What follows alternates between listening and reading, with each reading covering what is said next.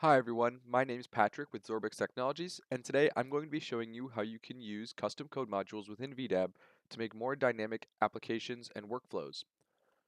If you need any help throughout this process, please reference our documentation at VDAB.AI. So to start here, we're on a application in VDAB, and we'll just enter into the main page.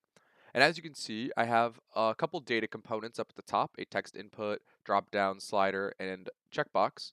And each of these components has a code name, so customer name being the name of my text input field. These code names are important because this is what we'll be referencing within our custom code modules.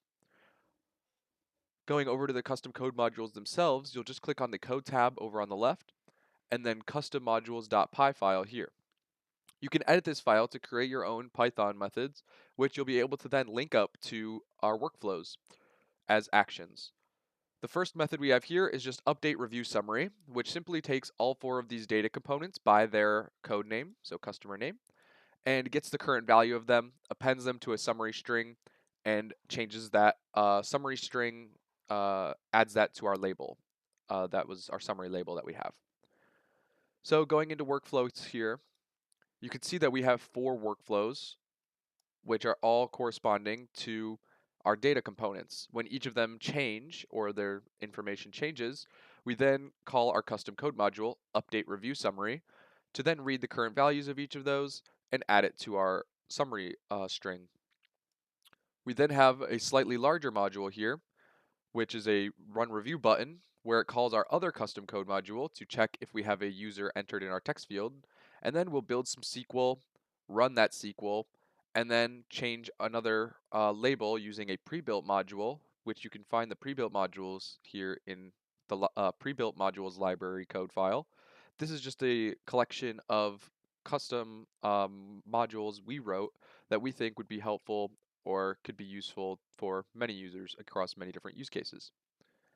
So looking into the actual app itself, this is what it'll look like when it's deployed. As you can see, we have all of our text fields and stuff. So I'll enter a customer name using my own, Patrick. I will then change to a premium member, and as you're seeing, this summary string is updating um, as soon as every field changes, just like how we wrote it in our custom module and linked it through our workflows. Adjusting the slider, it changes again to low risk from medium. And now once I'm happy with this data, I'm able to run the review. It'll build the SQL, run the SQL, and then change our status to success using that pre-built module.